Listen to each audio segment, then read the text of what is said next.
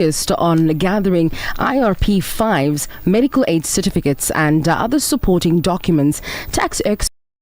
There's another critical issue that often goes unnoticed. Who actually controls your SARS e-filing profile? Now, for many individuals, businesses and trusts, the problem only comes to light when they need to submit a return to respond to a SARS verification request or appoint a new tax practitioner, only to discover that their accountant or former advisor still controls access to their profile. Now, experts say that this isn't just an administrative inconvenience. It can lead to missed deadlines, delayed refunds, penalties, and significant compliance risks. Yeah, now to help us understand why taxpayers should take ownership of their SARS e-filing access and what steps can they take to protect themselves, we're joined by tax experts. That's Naeem Raboubi and Fayyad Dadabai. Assalamu alaikum wa rahmatullahi wa barakatuh. Gentlemen, welcome to the Afternoon Jam. Wa alaikum salam. Wa alaikum salam. Thank you. Thank you for joining us today.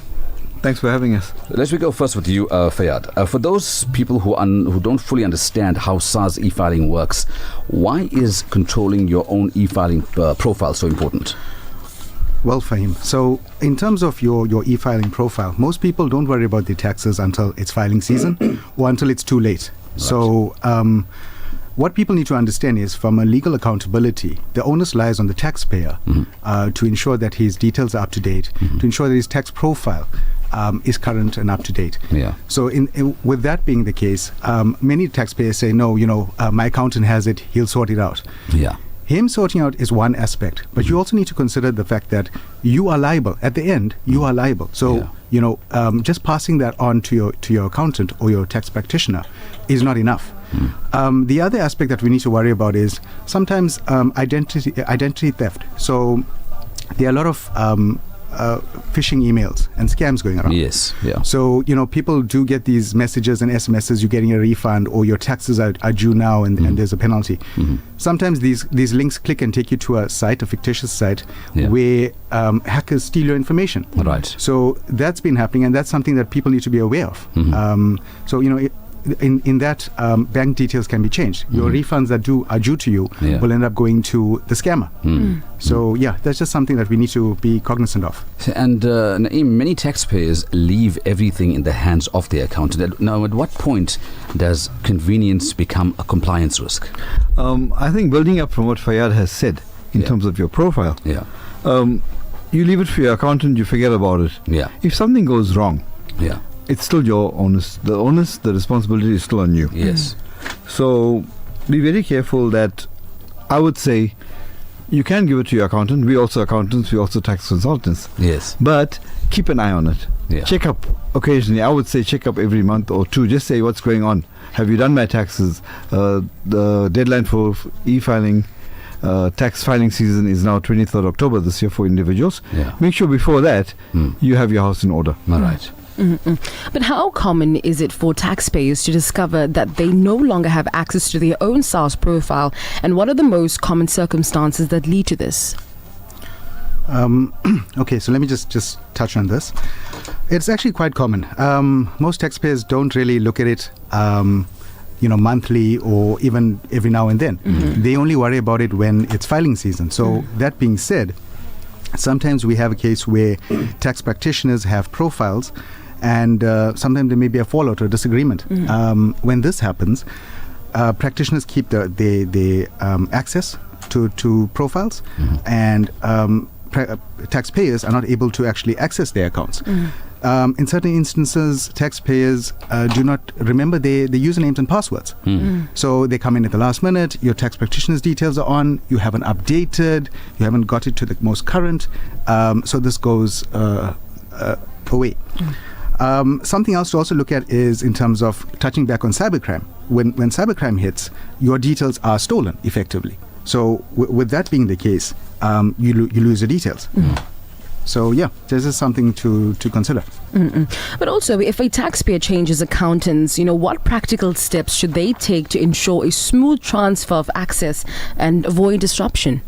I think that it's very important when you change accountants to let both sides know. Okay. You know, if you chase an accountant, you come to our office, and we are unaware that you had Fahim as your accountant.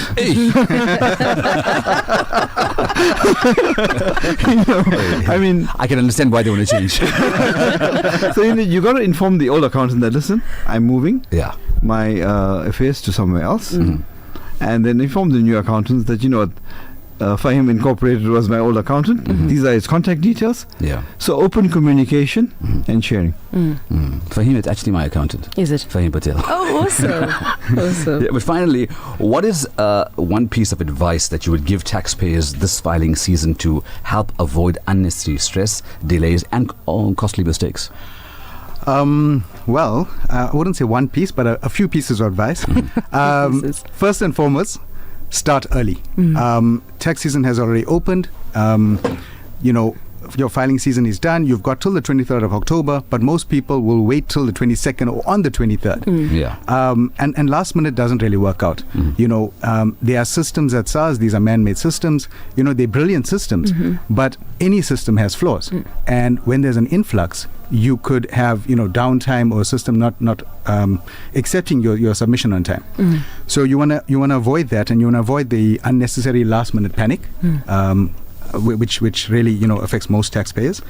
Something else to actually get done early is gather your information. Make sure your information is there. Make sure you have everything: your medical aid certificates, your RA certificates. So all of these things need to be kept compiled. Your IRP5s that come from your employer. Make sure you have all of these things ready before you submit. Oh, brilliant. Just to end up on what Fayad was saying, if you don't have a good accountant, look for one now. We are available, and there's hundreds and thousands of tax practitioners accountants. How do we contact you? Okay, we are Excel Tax and Accounting. Okay. We are in Durban North, opposite Masjid Al Rahman. Okay. We like 20 meters from there, across the road. Can I share my street address, or would you get that? Yeah. Sure. Okay, so we are at number 140 Kenneth Kaunda Road. All right. Telephone number. And our telephone number is 031 563 2222. I won't give my cell number because I'll get tax calls at midnight. But managed proposals we don't mind. but and that's a very financial decision he's making. It is. Yeah, I guess married, and he'll take a half. Yeah, but take half. But and you will save the taxpayer as much money as possible, right? Yeah, I think there are so many legal ways Yeah. to structure people's affairs where you pay I won't say the least amount of tax, but the least possible amount of tax. And you know, those days of trying to use Huplang, and I think the younger people won't know what that is, but anyway. No, we know. You know, you know, and trying to do all sorts of funny things. Yeah. With AI now, SARS has gone more clever than us. Yeah. Right. So keep your bank accounts clean, Yeah. and yeah, you can do it properly. And Islamically, I think it is. Obviously, you know, it's a no-brainer that Islamically you got to pay your taxes, you got to pay your dues. So yeah. But what about when people say we're paying too much of tax and we're being oppressed because we're being overcharged taxes? Well, then you get a good accountant, tax consultant. That's where you guys come in. think Yeah, that's that where we one, come just in. come and see us. Right. You know, come and see us. We'll make sure that you pay the least amount possible Right. within legislation, within the law. Yeah. And you can sleep peacefully, and everyone's happy. Well, that's the way to go. Yeah, it sounds brilliant though. And our country needs the money, so you know. We have a lot less people contributing to the system. True. You know, unfortunately, with some people having to have left the country recently, Yes. with what went on. But be that as it may, you know, that 10 rand that you spend in the shop, Yeah. by the time that flows through the system, that becomes 100 rand. Right. So, you know, you just continue, keep the ball rolling. Yeah, exactly what you're saying. Guys, thank you so much for being here. It was a quick, short interview. We hope to see you again soon. Definitely. Where we can unpack this issue a little more. Yes, inshallah, we would love to come again, and we're glad to help. Thank you so much. Thank you for the Afternoon Jam team. Thank you for having us. Absolute pleasure. There we go. That's tax experts Fayad Dadabai and Naeem Raboubi talking to us about what we should be doing in order to sleep peacefully at Yeah, night. pay your tax properly. So pay your tax properly. You don't need sleeping tablets. True. And that's what it is. But yeah, talk to us on 0609041056.